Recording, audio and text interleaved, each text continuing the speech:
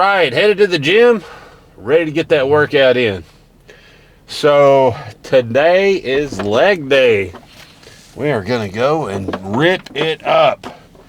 The last leg day we went pretty damn hard, and we got kind of worn out, I guess I would say.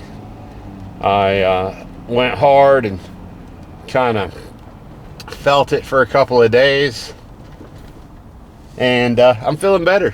I'm feeling pretty good, so I'm ready to go after it again. Today, diet-wise, we're on point.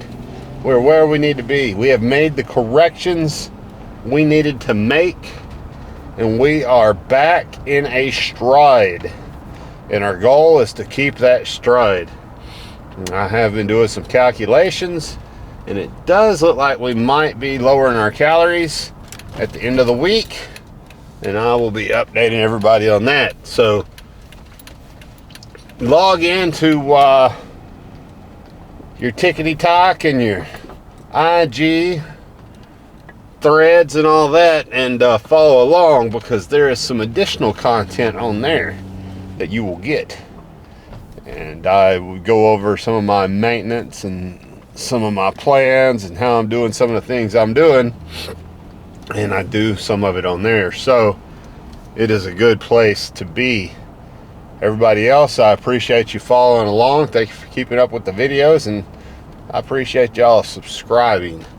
It has been wonderful, and all the positive comments I've been getting out there from everybody. I just can't thank you enough, honestly. I hope that I've provided some sustenance to your fitness career, your fitness goals, your workouts, your routines. I hope I've provided some value to you. That is the goal. So for today, pre-workout, what did we have? We had homemade SpaghettiOs. And if your wife is not making homemade SpaghettiOs, you are missing out, son. I will tell you that. You are absolutely missing out. I'm talking Montego cheese. I'm talking all the good stuff. And not a ton of calories either. They're like 250 calories for a bowl. No, not a huge bowl, but like a 200-gram bowl. That is not terrible at all. So I had that. That is my carbohydrate source, along with 8 ounces of ground beef, 100 grams of potatoes, and a 1/4 cup of rice. Throw some hot sauce in that, and you are rocking and rolling when it comes to pre-workout. So plenty of carbohydrates, feeling really good. And then we had our pre-workout drink so that we get our pump in, starting to feel the caffeine, beta-alanine flow through my body now. So just in time to go in here and get us a really good leg pump. Pretty excited. That was about 25 minutes ago that we had the pre-workout drink. So I like to have my pre-workout drink so that I am starting my first warm-up set about 20 minutes after, 30 minutes after max. So that's kind of the time frame I'm looking for there. I feel like it gives me the best pump, provides me with the best quality of everything. So that is just kind of my go-to methodology. Other than that, we are going to go in here. We are going to do some leg extensions today. I know that. We're going to do some leg curls today. Maybe do seated curls. We've been doing line curls. Did a lot of push movements the last time we were here. as far as legs go. So, or I should say pressing movements, not push movements, but pressing movements. So I'm probably gonna hold off on the pressing movements. May do some RDLs, but mainly going to be machine work, I think, today. So we'll see how it feels. If the machines just feel great, maybe we'll go over and we'll jump on some squats. But I kind of want to get some abductors, get some of the things that I don't hit all the time. Hit some of those muscles today. And then just a little bit of shoulder work, probably some side lat raises, some face pulls or something like that. Work on the side and the rear delts, maybe, and that's about it.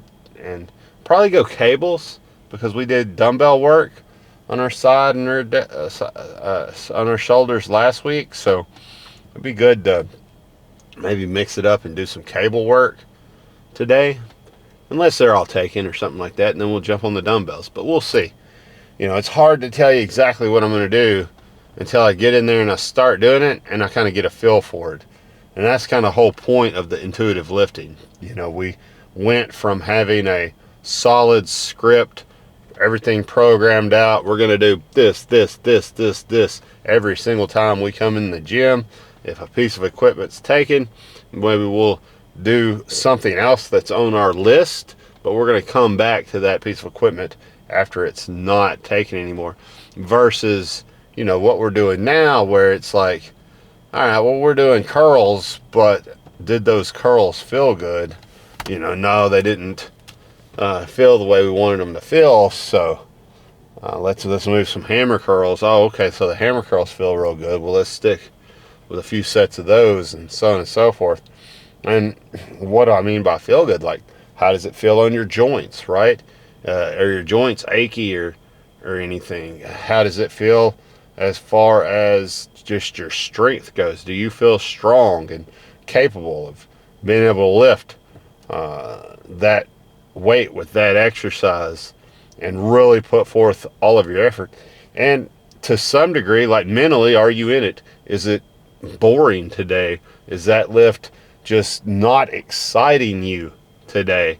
And if not, find one that does, because the more output we can put in, right, the more effort that we can provide to the stimulus, the better stimulus we're going to have.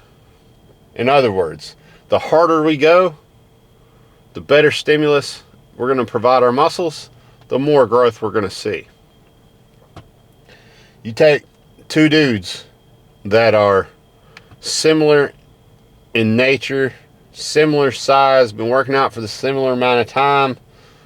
One guy does a science-based methodology, does everything perfect, every single rep perfect, range of motion perfect rest, perfect everything, except his exertion is not there, right?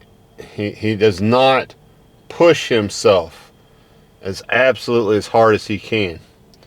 You take that dude and you put him up against another dude, maybe his reps aren't perfect, right? Maybe he's focusing too much on the eccentric, lowering those weights very slowly.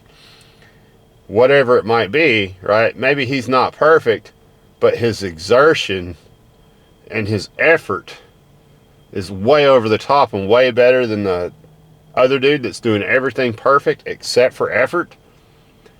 The dude that has the most effort is going to see the most results. The dude that's going to failure, the dude that's taking that eccentric to absolute failure and can't go anymore, is going to see more results than the dude that is doing every rep perfect, lengthening his muscle perfect, every single range of motion, everything checked off, every box where it should be except for effort. he's not going to see as many gains. It's just not going to do it. And that can go with any style too, really. You could take the guy that is absolutely just giving it his all, and he's throwing the weight around, right? He's doing a little bit of ego lifting, but he's really putting forth the effort. In the long run, that effort is going to be the deal breaker.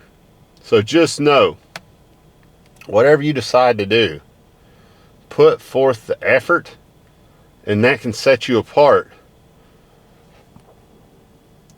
from not. That can take your workout from a mediocre workout because maybe you did some things that wasn't perfect, to a great workout because you pushed yourself to failure on every rep. And I think, I hear people say, hey, you really think you need to go to failure on every single rep? Why don't you ever leave some reps in reserve, so on and so forth? To me, personally, reps in reserve means you didn't go as hard as you could. And that muscle had a contraction left in it that you left on the table, right? Or it had a partial left in it that you left on the table. And that is where the gains are at. The last 4 reps is where the gains are at. Why would you do half of those and leave 2 reps in reserve? Why wouldn't you just go ahead and do the last 2 reps? And how long does it take you to do it, right? Not very long. And I guess you could argue, oh, well, you're going to not fatigue your central nervous system and so on and so forth. Look, if you're giving yourself 1 rest day per week, you're hitting all muscle groups twice a week, and you have enough time between the first, you hit biceps on Monday, you don't hit biceps again until Friday, biceps, triceps again until Friday. You're telling me that, what is it, 4 days is not enough to recover with a complete off day in the middle on Thursday? I don't know. I mean, maybe I'm not going hard enough, if that's the case. Maybe other folks are going 10 times as hard as me. I don't know. But it just seems far-fetched to me. And I almost feel like, most people got it in them, especially if you're an experienced lifter. Now, if you're a brand new lifter and you've never lifted before, okay, I can see it. I can see that you need the extra recovery time while your body is getting used to the process of lifting and recovery. But once your body is used to the process of lifting, through the stress of lifting, and is used to recovering from that stress, you can increase the amount of frequency you lift quite a bit. All right, that's enough of that. Let's go on in here. Let's get this done, and then we'll debrief after. All right, so we're gonna go pretty heavy on this one. Just really throw it around some. Get a couple of freaky reps here. All right.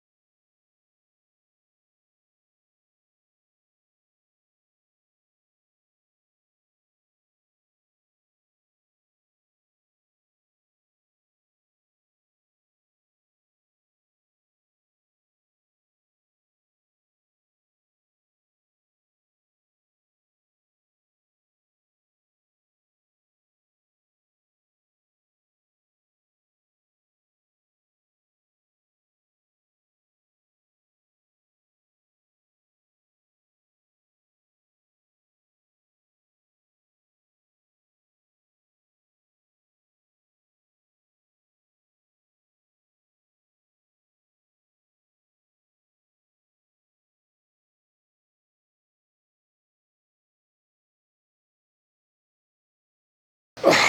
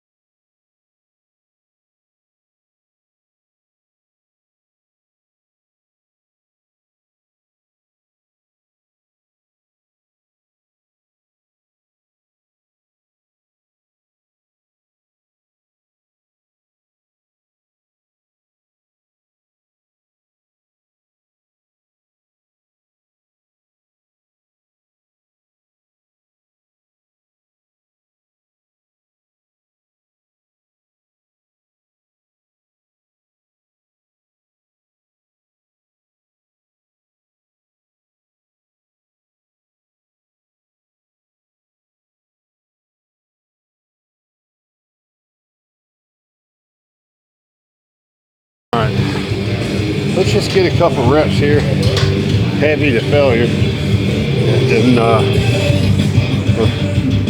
we'll see if we want to do one more set.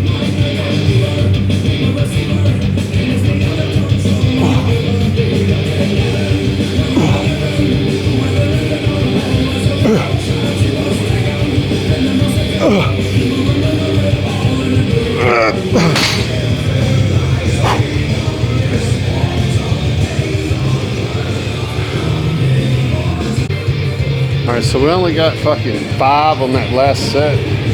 Really wanting to stay between 6 and 12. So I went ahead and lightened it just a little bit.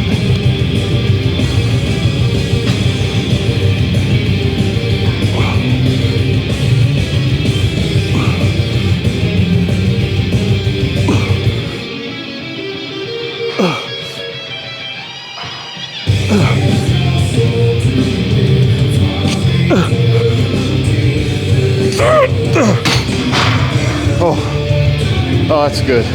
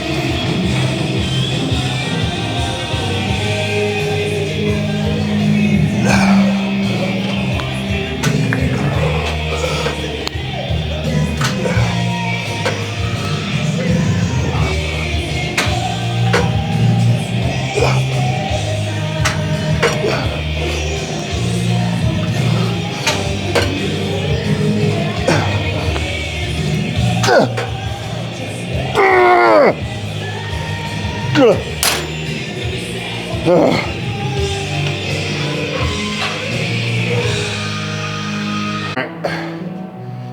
Ooh, dressing room's taken, so we're just gonna get our pump check in here real quick. Just get a quick one, get it out of the way. Oh, I do not fucking know if the lighting is good. I don't know anything about any of that shit.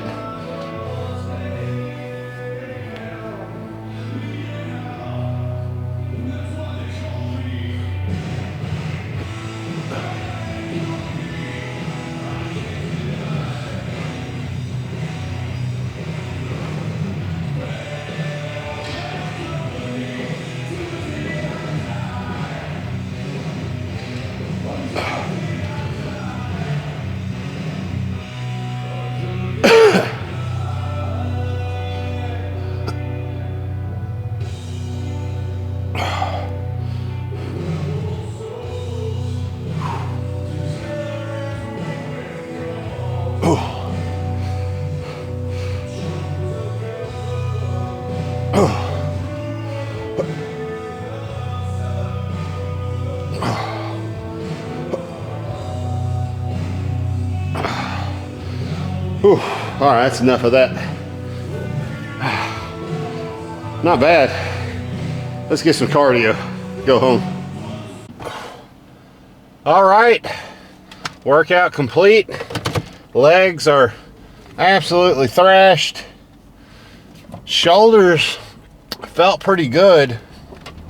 I really enjoyed just going really heavy on the shoulder press machine.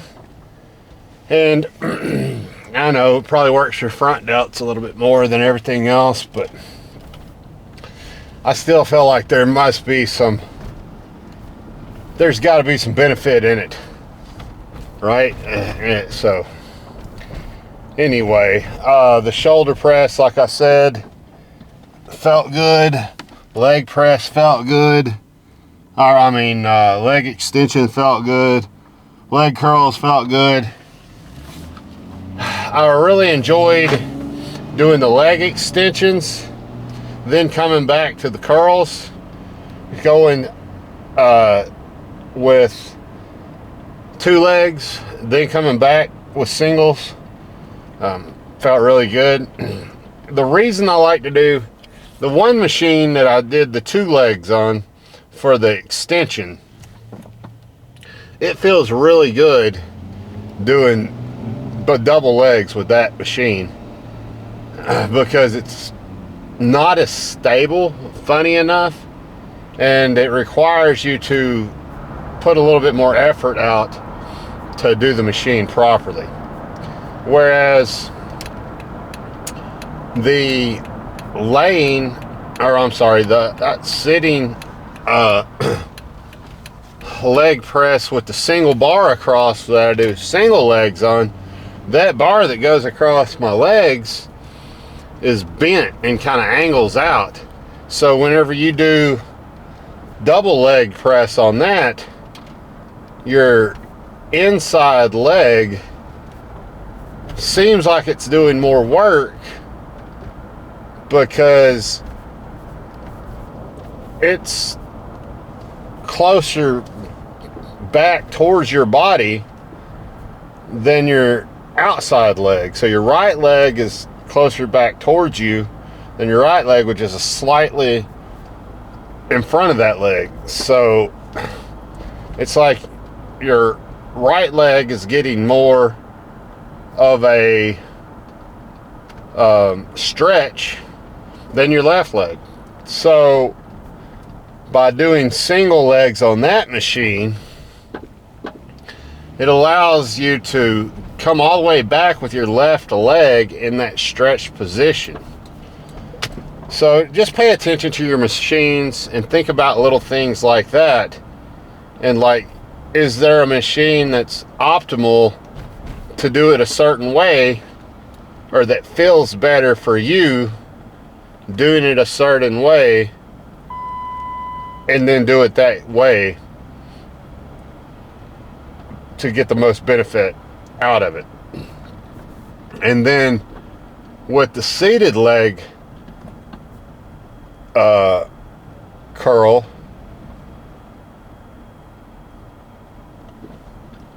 that machine is like, it like pulls me forward. It like pulls my ass, everything forward.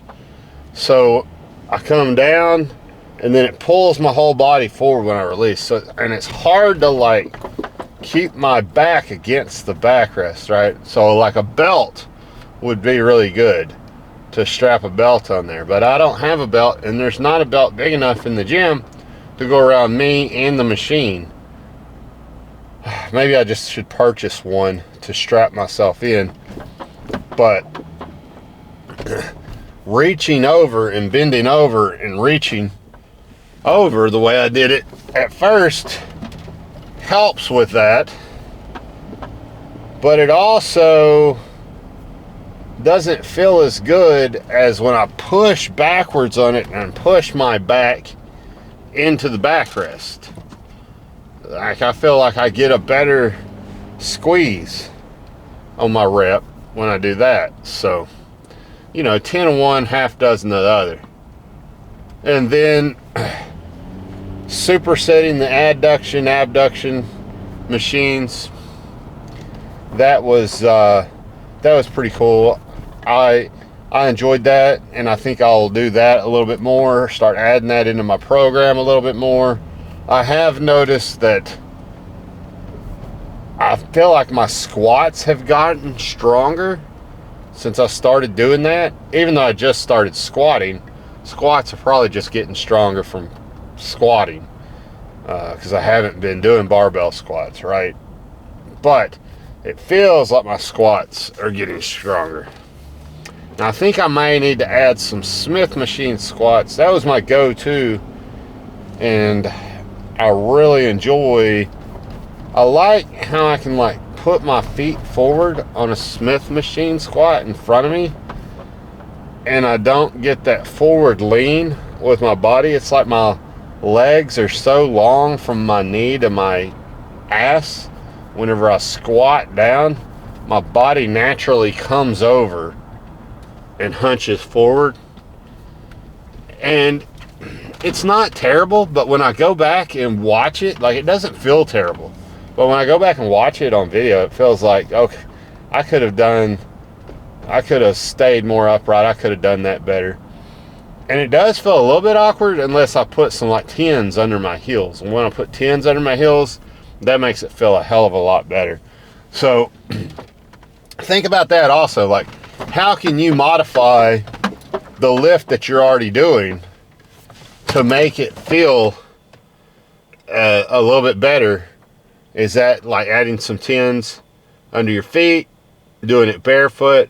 What works for you, right?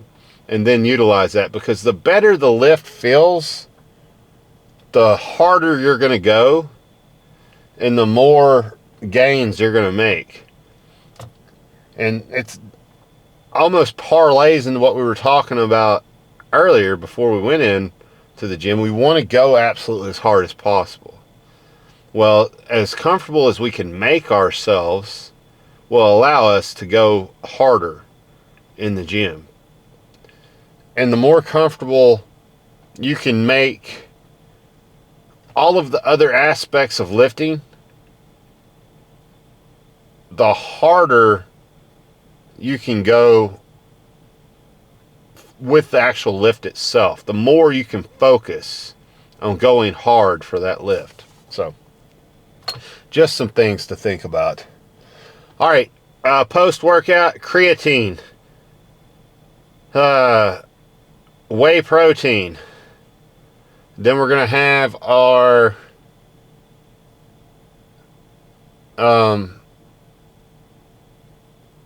rice, potatoes, and ground beef. So we'll have 8 ounces of ground beef, 1/4 cup of rice, and 100 grams of potatoes. So that is what we're going to do, and then we are going to go to sleep, get a good night's rest. You guessed it, we're going to get up and do all this shit again tomorrow, because that's how we get absolutely freaking jacked. And we are on track to hit our every goal. Protein goal, calorie goal. As a matter of fact, we're going to be 20 calories under our calorie goal. So we're actually making up a little ground for all those days we went over. And I actually felt like I'm finally starting to get back into the routine post-vacation, right? Post-fishing trip. Actually starting to, it took me a little while to get back into it, but I'm actually getting back into it at this point. Today was a really good day, and yesterday was a really good day. Today we also got a full hour of cardio. So we got 30 minutes of cardio in the morning, 30 minutes of cardio post-workout. So altogether, I think we burned around 1,300 calories in our exercise. So that is what we're looking to do. That's where we're looking to be. All right, I'm going to go in here. I'm going to get my food, my sleep. What I need you to do, you guessed it, dominate in every single thing you do, inside and outside of the gym. If you're doing it, it's worth dominating. All right, I'll talk to y'all later.